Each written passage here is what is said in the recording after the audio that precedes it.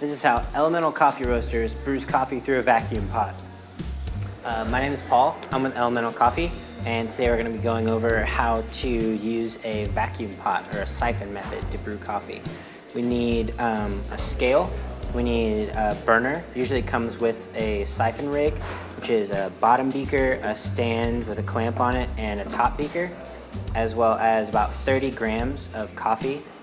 We're gonna grind that somewhere in between table salt and sea salt. It's kind of like a medium grind on most home grinders. And then some source for hot water.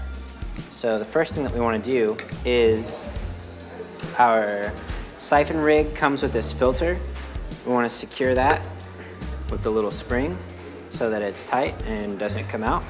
We're gonna add 400 grams of hot water, hot being 200 degrees, so just under boiling, to our bottom beaker. So once we've got 400 grams, we're gonna take the little butane burner, and we're gonna turn the gas on a little bit, and then spark it on. Turn it up pretty high, and just place it right under that bottom beaker. Right after we do that, add our top beaker, but we don't want it to sit so that it seals. We want it to be loose.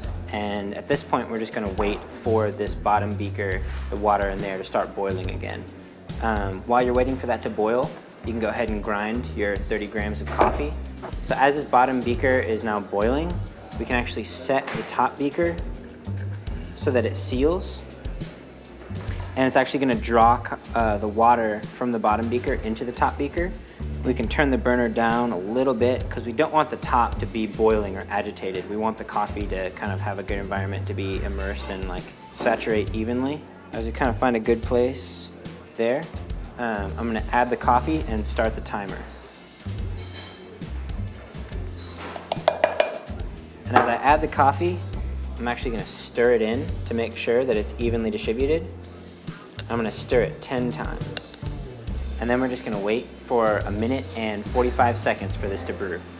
So you're adjusting the heat. You don't want the top to be agitated or to be boiling, like kind of really tumultuous on top, but you also want the heat in the bottom beaker to be hot enough that the pressures will keep the coffee from coming back down into the bottom beaker. So this is right about where you want it. And I've got the heat really, really low. At 1 minute and 45 seconds, I'm going to simultaneously cut the heat and stir the top beaker another 5 times. And as you can see, the difference in pressure is causing the coffee to be filtered back down to the bottom beaker. And this process is called the drawdown. It should take about 1 minute. And at the end of that minute, what we should have is a kind of dome in the center of the bottom of the top beaker that is the grounds of coffee that we had. And that's a sign that our coffee was kind of evenly distributed and evenly brewed as the drawdown occurred. After 2 minutes and 45 seconds on your timer, we can actually remove the top beaker and we are ready to serve some coffee. That's a cheesy line, I shouldn't say that.